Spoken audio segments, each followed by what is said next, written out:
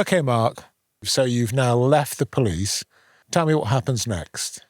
I went and worked in high-end luxury retail, Okay. jewellery security, so for some national brands. And it was a fascinating learning curve with what we were doing. So we would take watches around the country on display and have to secure those watches in transport, making sure the stores weren't robbed by groups of gangs, as it was on the time, on mopeds that would essentially ram the stores. But it was a bit soulless. It was amazing to work in that environment where you can be surrounded by £1 million worth of watches and jewellery. But the people, the customers, I found had no value of money. They would toss around 100, £200,000 watches like they were confetti, chuck them back on the desk as if they were worth 10p to them. And that just grated after a while. And I missed that contact with normal, With people? rational people. Yeah. So I made the decision to leave, and that was a relatively easy decision compared to the one with the police. And I knew I wanted to do something worthwhile because that was the bit that was missing. Not that the job wasn't worthwhile doing in that security, the security needed doing. Sure. But it didn't bring me those values that I had and the way I felt when I was in the police. And I was in the gym at the Cranford Club. A colleague said to me, I found your ideal job. She said, you can cycle to work every day. The money's rubbish, but you'll love it. And she was right. And that was an advert for what was the Budley Health and Wellbeing Hub in 2017, being advertised as essentially the building manager, the person to run that hub back then. And I effectively took a 50% pay cut, cycled to work because I couldn't afford to buy a car. Again, a different environment in that kind of healthcare setting and more of an NHS-y setting at the time. So let me understand. So it's actually administrated by the NHS, and effectively you are managing the premises that they have now got, which was like a little annex on the side of the old cottage hospital. Is that right or not? Almost. I mean, we were run by a charity called West Bank. Okay. And I was almost overseeing the building, running the building, and West Bank were overseeing the services. Okay. The NHS provided some startup funding. And when I say the NHS, it was a clinical commissioning group at the time. Okay. And because of the way the finances work within the NHS, and when I'm talking about the NHS, I'm talking about 100 different organisations who pass money between themselves for no obvious reason. Right. They pass some of that money on to us because they would have spent that money on rent for the building anyway. So we rented the building from the NHS. We then sublet parts of the building back to the NHS, different parts of the NHS. In this case, Royal Devon and Exeter Hospital. So about a quarter of the building was sublet to them so they can do outpatient services.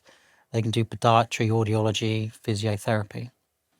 And the other 3/4 of the building, we did our charity work, which at the time was very much focused around loneliness, social isolation, and a few exercise classes. And that's what's changed. But you say those words, loneliness, isolation, and a few exercise classes. Is that the central bit that actually Sea Change stands for now or not? Sea Change has grown and is dramatically different to what it's then. How did you do that? Not in 5 minutes, that's for sure.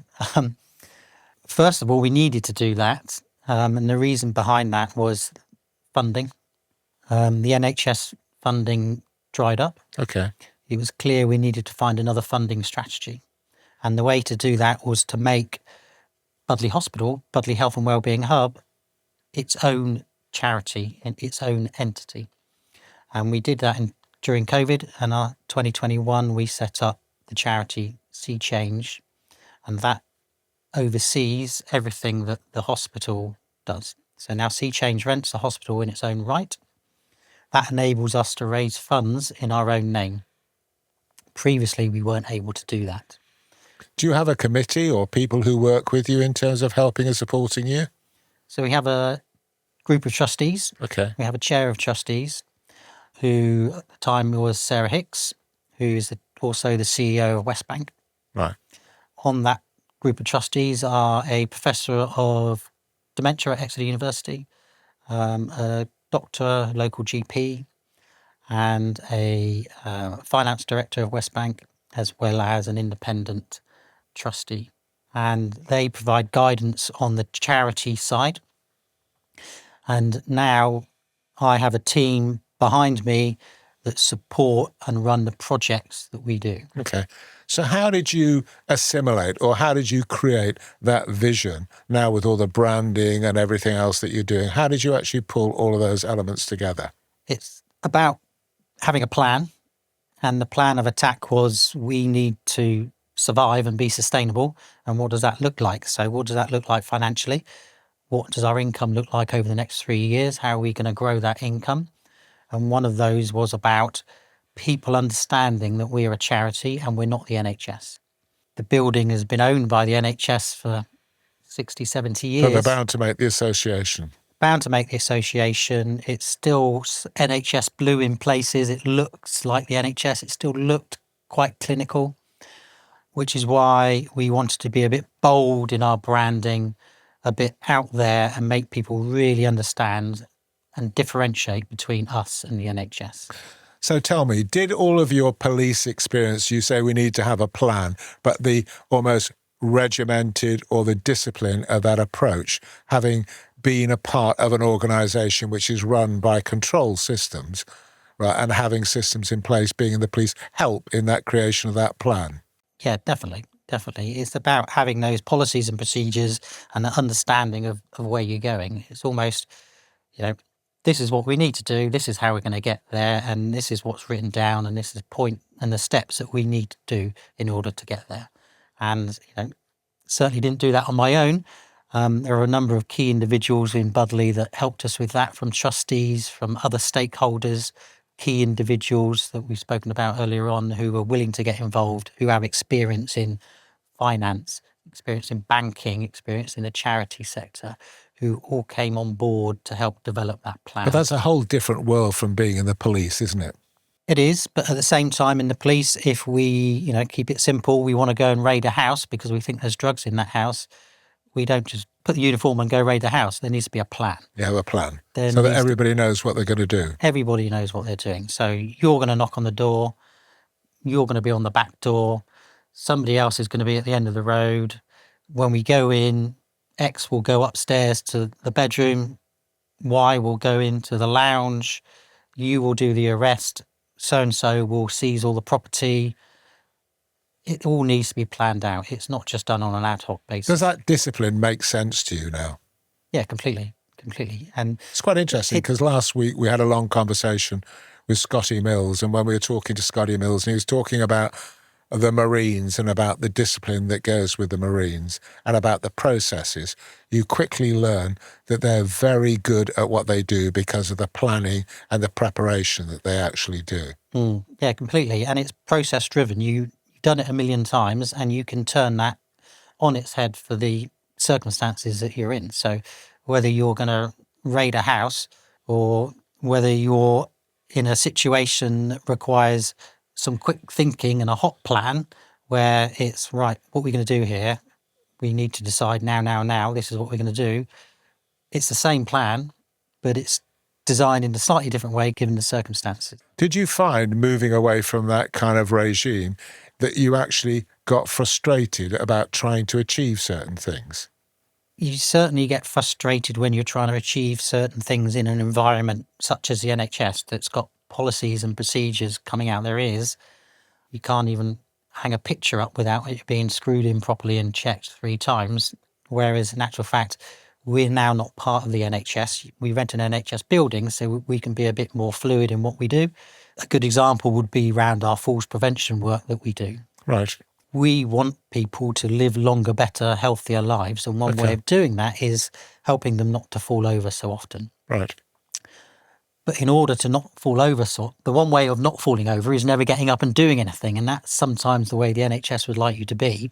But the problem with that is when you do eventually get up, your bone density's gone, fall over. Your muscles are weak, and you're bound to fall over.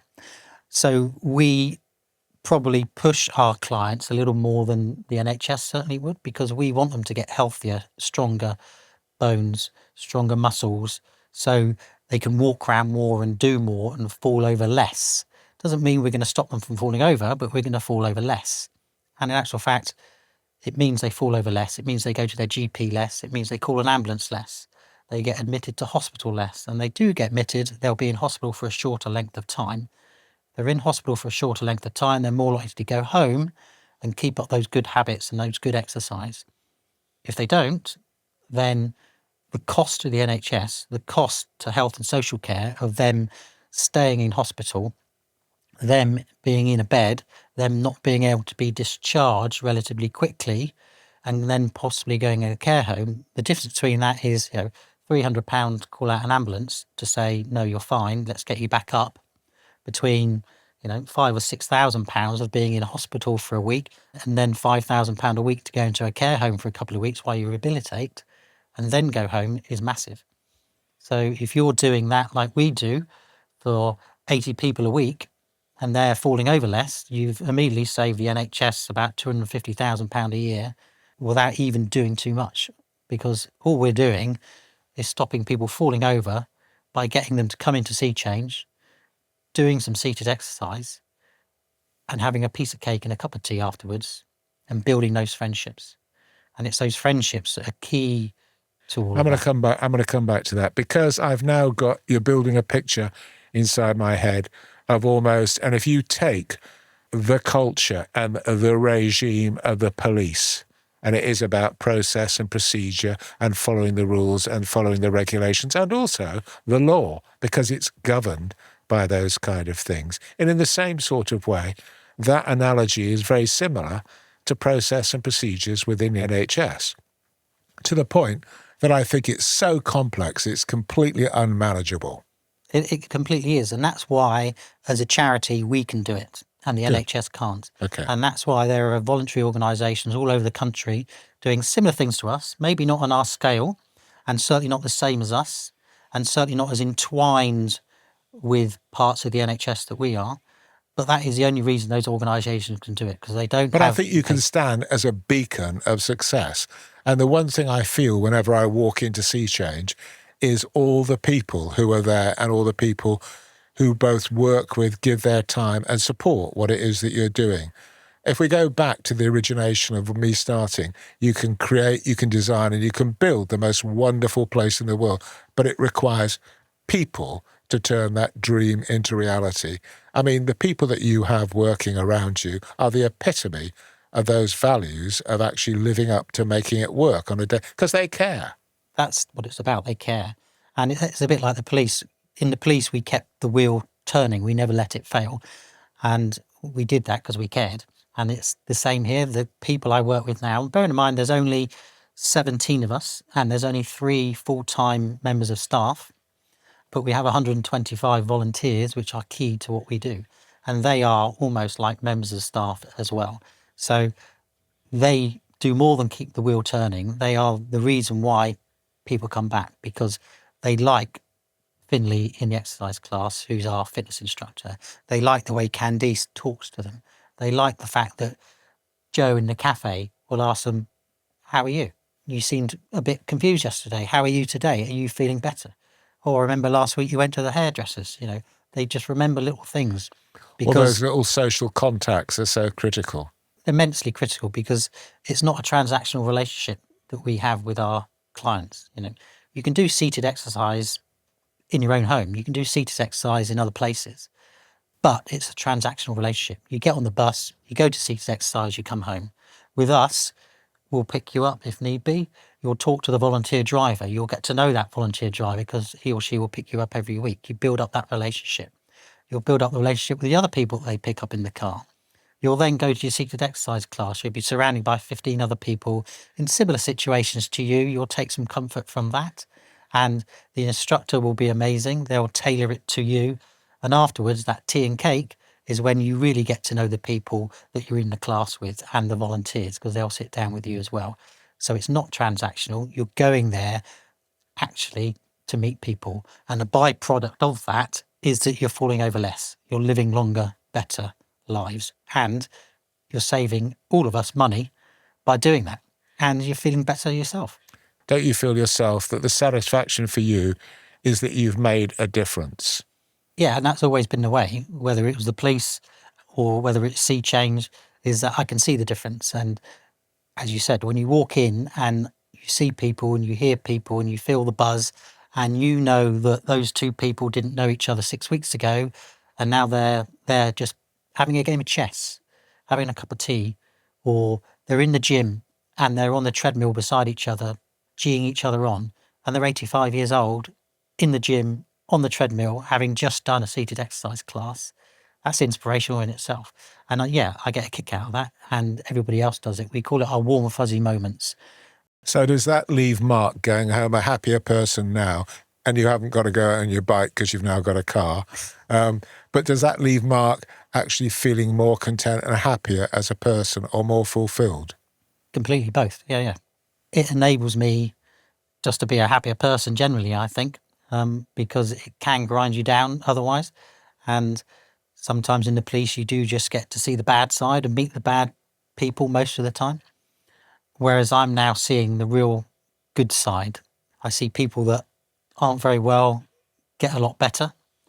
I see volunteers that come in to volunteer who are doing it for an altruistic perspective, but in actual fact, they're lonely and isolated as well, which is why they want to come out and volunteer. And I see them come out and brighten up as well. So if I can't feel happier working in that environment, how can the clients feel happier? Okay, so there are things to learn from both sides of that coin, aren't there? No, completely. One leads on to the other. I wouldn't be who I am now trying to do what I'm doing now without what I learnt in the No, but police, you're a good very and bad. different facilitating leader now, as opposed to following process and procedure leader as you used to be in the police. Yeah, yeah. I couldn't dictate to people. I couldn't order people like I would have done on occasions in the police, because that just doesn't work in this environment. We get the same results. We still get way motivated staff.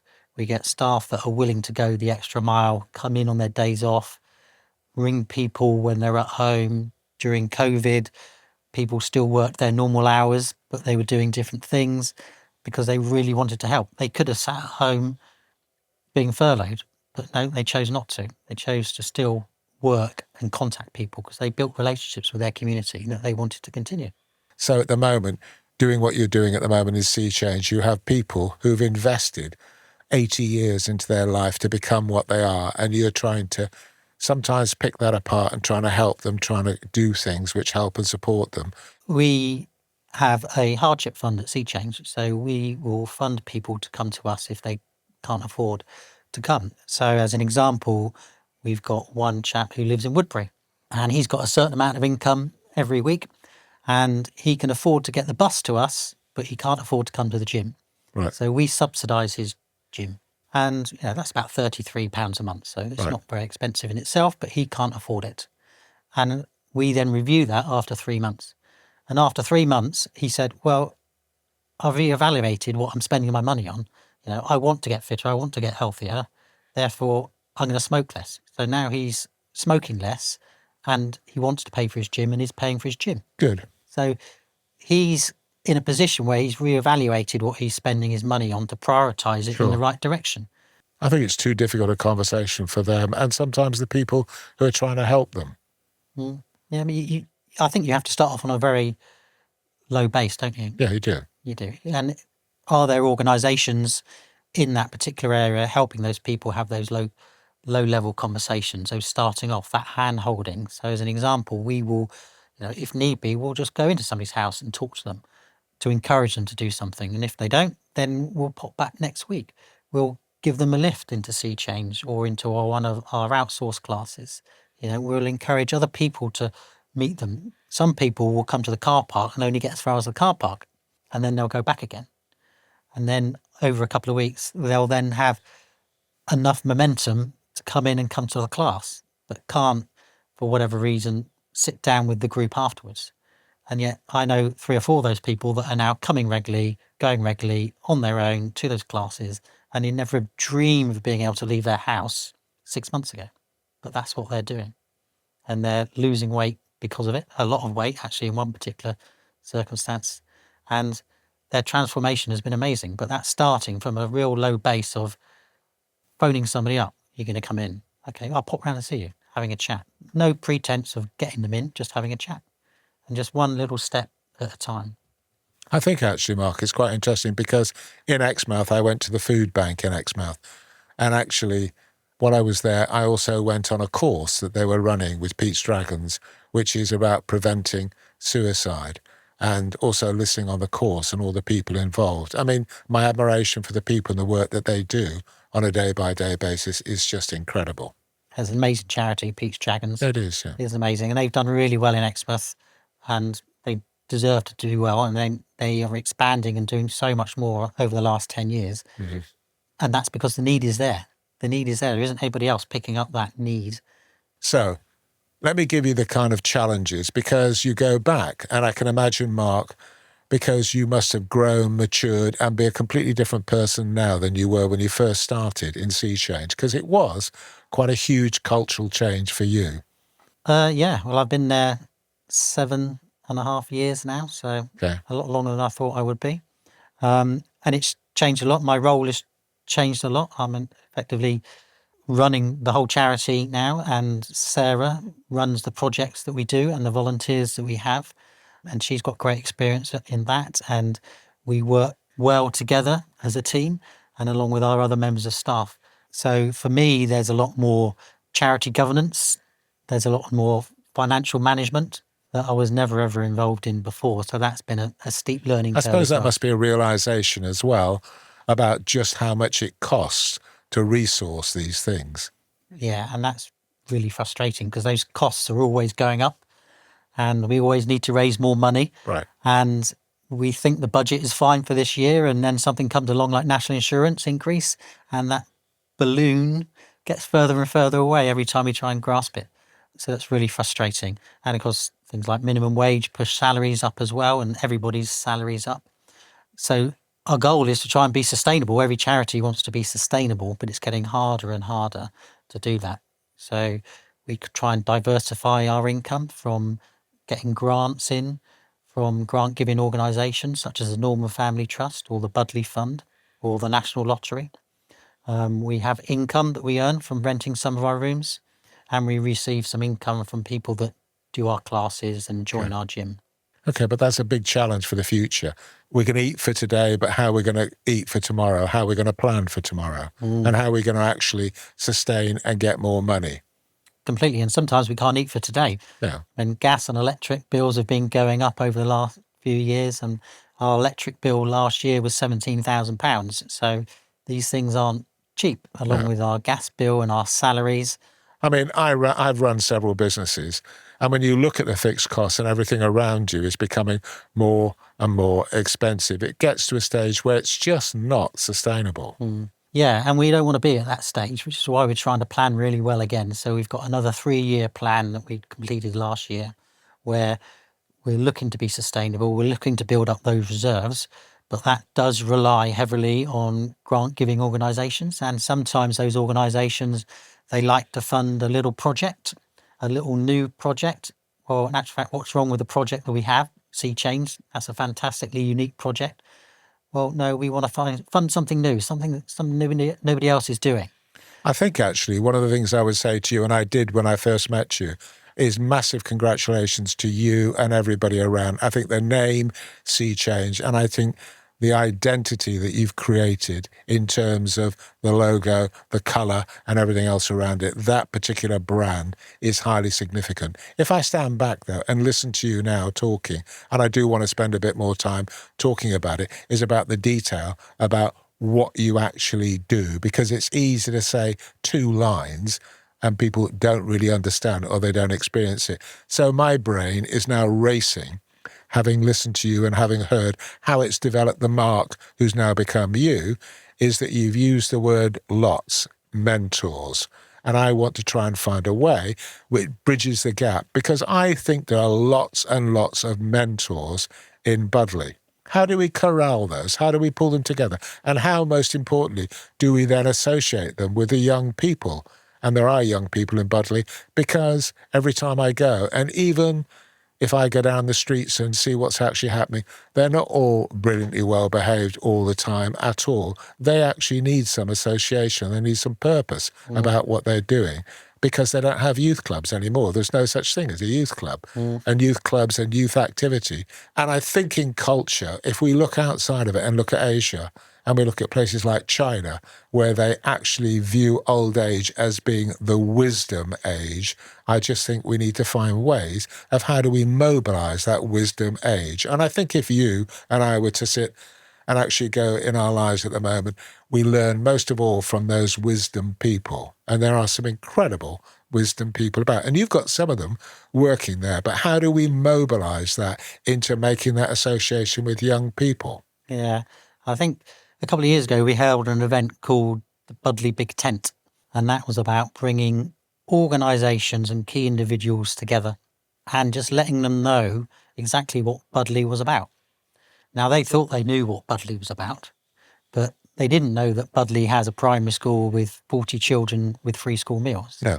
They didn't know that about 8% of Budley feel lonely and isolated, and many of those are the children of Budley that feel lonely and isolated. They didn't know the number of council houses and the number of people benefits in Budley, because traditionally it's perceived as a retirement community for older people. Right. But there's a cohort of younger people, there's a cohort of younger families, some of which commute into Exeter, and then you have that cohort of older people, because Budley's got a whole more people over 90 than any other place in the country per head of the population. So that event was about putting the record straight for them to say, this is the needs of your community. And the next ask was, well, how can you help that community? And some people were a bit bemused about how they thought they could help their community, because they ran the croquet club or the cricket club. So it was about networking and brainstorming about how we can connect those people up. Well, where do the young kids go at the moment? Well, some of them go to the football club. Okay. What kind of mentoring do they have there? Well, why don't we take them up to the golf club?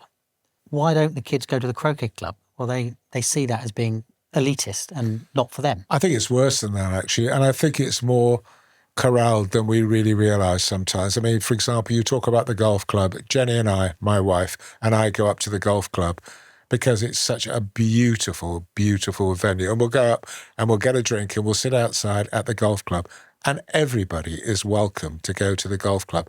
I don't think the majority of people in Budley even know that. No, not at all. So you'll only meet the same people as you, generally speaking, same socioeconomic group, people of the same wealth, roughly the same age, roughly the same health, because generally if you're wealthy, you're healthy. So you're not going to meet any different people. It's the same for the football club. It's going to be a different cohort of people, but they're generally only going to meet the same people. So why not try and get those people to mix? How do we break those barriers?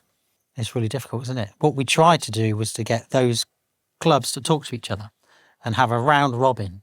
Once a month, first Saturday of the month, all the golf club go to the football club. Second day, the football club go to the croquet club, etc. Spice things up a little bit and get a different cohort of teenagers interested in golf, different cohort of teenagers and kids interested in croquet, because they want to have a good, successful golf team and football club. There's no reason why not. I think there's a lot of work still to be done. I mean, Budley's an amazing place. Sea Change covers Exmouth as well and the surrounding villages, and there are different challenges there as well. So it will be interesting to take the learning from these conversations and from Budley into Exmouth, because a completely different change of culture again, socioeconomic groups, a complete and utterly different environment, and a bigger challenge because it's a bigger place and it's a lot more difficult to get heard in Exmouth. Sure. I think it's finding various ways to do that and how you make a breakthrough in actually what you do, because it's all about talking and it's all about association, about liaison between all of those organisations. I mean, part of my drive to do this podcast has been to turn around and say, we are an amazing place, but we're disconnected and we need to get better connected and better understood. And I also think, because of my background, we need to be much, much better connected digitally as well.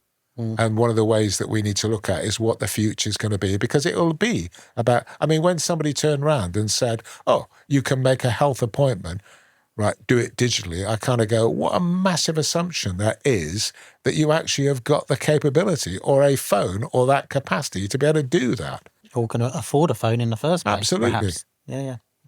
Well, interestingly, we work with about 120 other voluntary organisations in East Devon and beyond. And that's about us understanding and learning from all those organisations and not stepping on anybody's toes. If another organisation does something really, really well, there's no point in Sea Change getting involved in that other than to help, because they do it really well. They've got the expertise, let them carry on. So I think the voluntary sector do that really, really well. But it's about how perhaps, like you say, the other clubs and the organisations and the businesses, because the businesses have a part to play. They want it to be a thriving environment in Budleigh and Exmouth. So let's try and get those businesses connected up as well.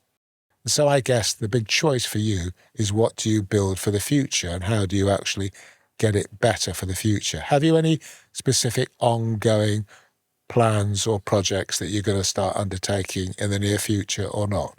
Well, quite a few actually. But so our main project at the moment will be our lottery project. It's called Sea Connections. So we're looking to connect various organisations and people.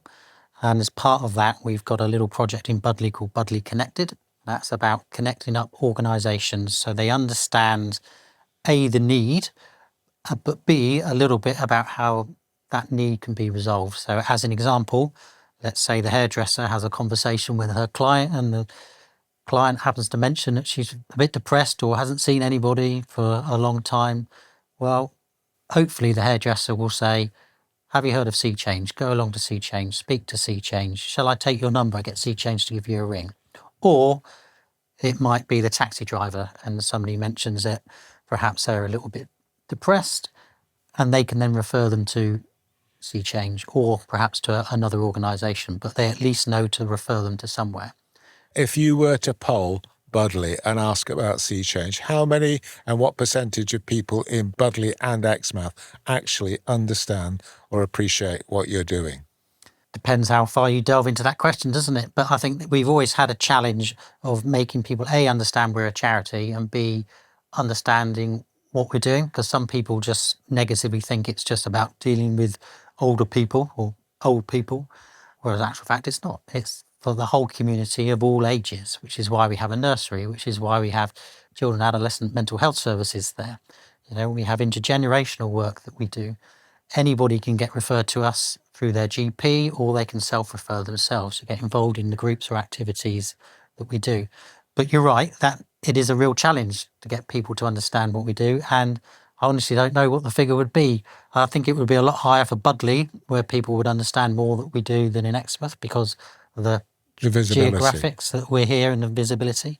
But we are trying harder in Exmouth, and that's one of our future plans. So at the moment, we have a takeover day in Exmouth Library.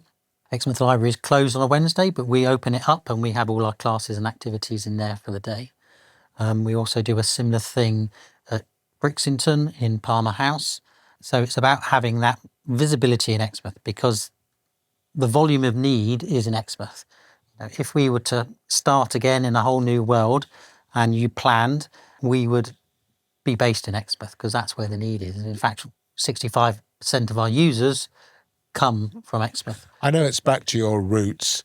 Wouldn't access through the school be the way to go in Exmouth? Because it's still a big secondary school, isn't it? Yeah, no, it is. So we still work with the school in some respects. So we go to their open days for the parents and their health and wellbeing days to showcase what we do. And that works really, really well.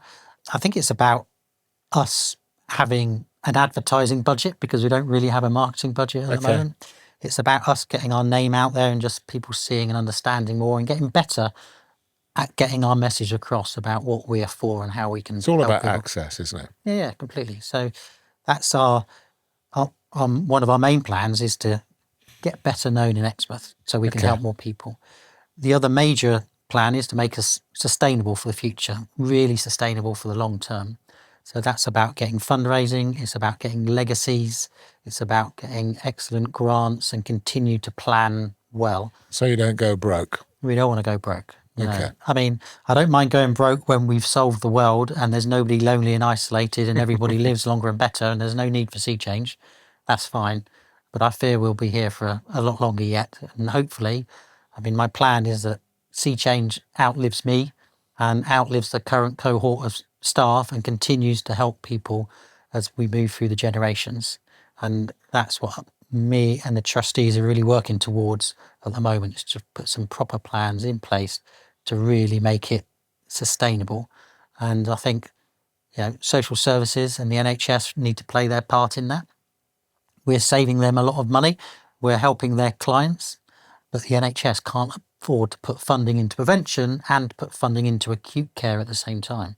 But it makes no sense to repair Betty's hip at a cost of £20,000 when you could spend £5,000 stopping Betty falling over in the first place and breaking her hip. But they can't afford to spend £25,000 doing both, and that's what they're trying to do at the moment. So, which is why they concentrate on the acute rather than giving organisations such as ours funding. But ultimately, if they don't, then we may not be sustainable. We may not be here in 5 years' time. Does it worry you? It does worry me, yeah. I don't want to leave sea change until it is properly sustainable. There will always be challenges, and charities are always saying they need money, they need more money. And charities are never flush, and they shouldn't be flush in many respects because a lot of that money should be spent on the front line, on the clients. However, you do need a buffer. I think we need to get out there and we need to get this message singing loud in people's ears that they hear and understand. Because if I go back and reflect on myself and be a bit introspective about it, I think a lot of people are very, very isolated and very lonely. No, I agree. And that's our resident actually. That's why Sea Change is here. It's about loneliness and the social isolation. You can be socially isolated, but not lonely. You can be happy in your own space, in your own time, in your own house, and not be lonely, but still be isolated.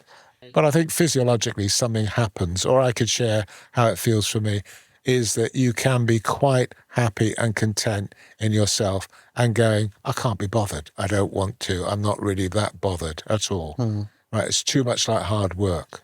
And that's ever decreasing circles. And before you know it, you're watching repeats of Top Gear on the telly all day and not getting out and not doing anything, and your body is wasting away. If you are relatively healthy and wealthy and you're looking after yourself, you'll live a long, relatively healthy life. You'll get to your 80s and 90s and you may well die of a short illness.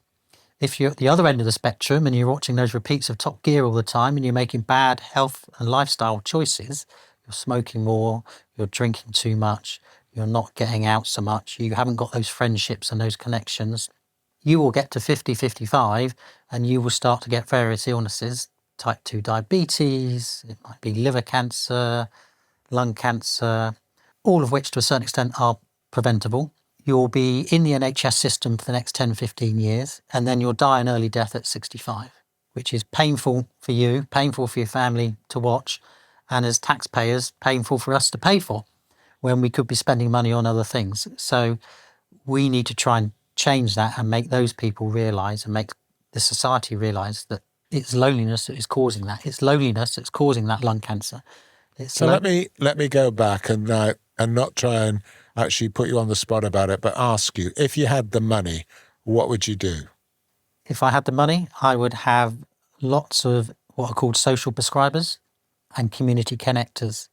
So social prescribers are a bit like you go to your GP and the GP says, I think you're depressed. Here's some citalopram. Go and take some citalopram. Great. Is that going to solve it? Maybe, maybe not. Not going to solve the root cause. It's going to put a plaster on it. What the GP should be saying or could say is, here's a prescription for classes at Sea Change for the next 6 months. Because we're paying for the citalopram, why not pay for Sea Change? And go to Sea Change and get some endorphins. Get the buzz. Meet new people. Make those social connections. Because that's going to make you feel happier. The happiness surveys which are being done, the connection and the connectivity and the association, the friendship was the single biggest factor in happiness as far as people were concerned, and longevity as well. Yeah, I mean, certainly if you look at the continent, you look at Denmark, You look at Norway, all those countries, they have fantastic happiness surveys. And why is that? Well, they think it's because of connections. It's those little synapses in your brain that get sparked because you got a connection with somebody. That somebody might be the postman that you see once a day, or maybe not once a day nowadays. It might be that it's the hairdresser that you look forward to see, so you go and get your hair cut more often. It's just those little tiny connections. I don't go to the haircut very often, so it's okay. I'm not saying a word. Okay, I think I still come back and say about how to do that and how we access that. And I do think it's one of those things that we need to turn on its head. And I think the way that we go about it is through young people. If we can, and we can build a bridge, and we'll work together about how we do it, but we build a bridge on several areas. Mentors, I want to develop what we do in terms of mentors. Secondly, into secondary school and also into junior school, both in Budley and also in Exmouth. And I think if we can make those connections and try and push it upwards rather than downwards. Yeah, I mean, you might say we start even earlier than that, because our nursery have regular intergenerational engagement with our dementia groups and our activity club groups. And to see that is amazing, to see those children run to the same adult, gravitate to the same adult, to be want to read by the same adult. They're not judgmental, not No, like exactly, us. exactly. And then once they go to Steve's school, they still come back to us because they're picking up their younger son, and they'll still say hello, and they'll still say, "Oh, there's Mark," and they'll still poke their head into the activity club just to see what's going on. So you're right. It does start at that early age, and we just need to keep them on side, don't we? So if I was to ask you, what are your most immediate needs apart from getting through the sustainability and not going through getting broke? I would say willing volunteers. Volunteers are key to what we do. We kind of facilitate lots of different projects, from our community drivers to simple things like sewing or Scrabble groups or film clubs, as well as our exercise groups. And volunteers are key to actually running those groups, not alone, but without them, we can't run those groups. So it'd be one thing. It would be a volunteer who's willing to give 12 hours a day, 5 days a week, 52 days a year. Of course, that person doesn't exist. In reality, people volunteer and grandkids come along, holidays come along. So it's not always quite the full-time role they wanted it to be or expected it to be. But our volunteers are quite committed, and we don't have a big turnover of volunteers, which I think shows that they're well supported and well loved at Sea Change. So more volunteers who are willing to go that extra mile would be fabulous. How well do you think people know the story of Sea Change? Not very well, the way I know it. I think there's a lot of history out there. You can research it on the internet, but it's more complicated than that. I think the actual story and the things people did to get it off the ground, such as just walking into the chief exec's office of the NHS, demanding a meeting and not going till they had a meeting, going back 6 months later, demanding a meeting to find out what's happened, what's changed, what's the blocker. You don't get individuals like that come along very often that are prepared to do that. And the things they went to keep that community hospital, or get it back open, I should say, to say they went the extra mile is a bit condescending. They literally drove hundreds of miles to go to various offices to berate people and explain to people what the ideology was. But you still need that moving forward though, don't you? Yeah, we still need people who are willing to come involved and engage and support us and be behind us and back us, not just financially, but from a strategic point of view. What do you need, Mark? What do I need? I think I need a mentor, a charity mentor, another CEO somewhere of a larger charity that's gone perhaps through a similar growth spurt, to see how they coped with it and see how they managed to move things on. Did they stay? How are you going to find one? LinkedIn's probably usually my go-to tool. Is it? Yeah. And I've been thinking that for a while, but in all honesty, haven't done much about it because obviously the day-to-day gets in the way, doesn't it?